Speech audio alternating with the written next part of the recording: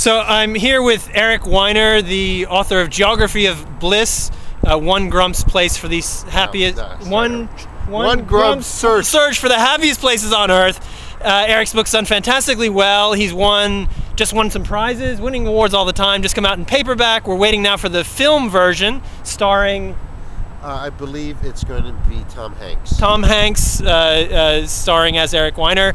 But there's a problem with the book because it talks about how Iceland is one of the happiest places on Earth. As we all know, Iceland has been hit by this huge economic crisis. So are you wrong? No, Tom, I'm not wrong. In fact, I'm actually quite right here.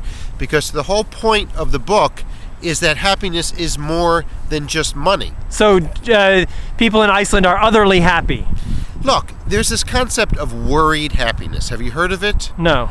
Worried happiness is the idea that we can be both worried, anxious about our future, and for good reason, and yet overall happy. And I think that is what's going on in Iceland. This is an ancient culture. These are people who have a lot to fall back on. The arts, culture, and booze.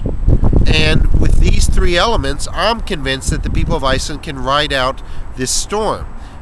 You don't see society falling apart in Iceland the way you might in others if there was the kind of economic strain that they are under. So they're getting their happiness through other means? They're getting their happiness through other means besides money.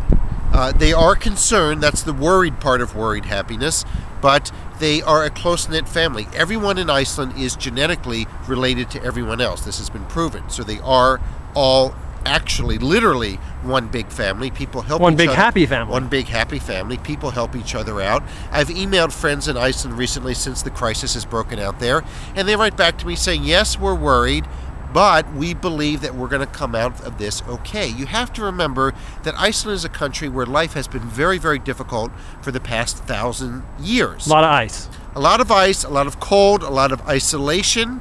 They never knew where their next meal was coming from, or where their next drink was coming from, for that matter. So they've always had this feast or famine mentality, and right now they're in famine, not so much feast. In fact, the subtitle of my chapter on Iceland is Happiness is Failure. They actually embrace failure in Iceland. So my advice to any country out there facing economic uncertainty is to embrace it and to be like the Icelanders. And remember that happiness is more than money, and as long as you can afford a good stiff drink, you're going to be okay. Okay, so Iceland is otherly happy. Otherly happy. Otherly yes. happy and fine.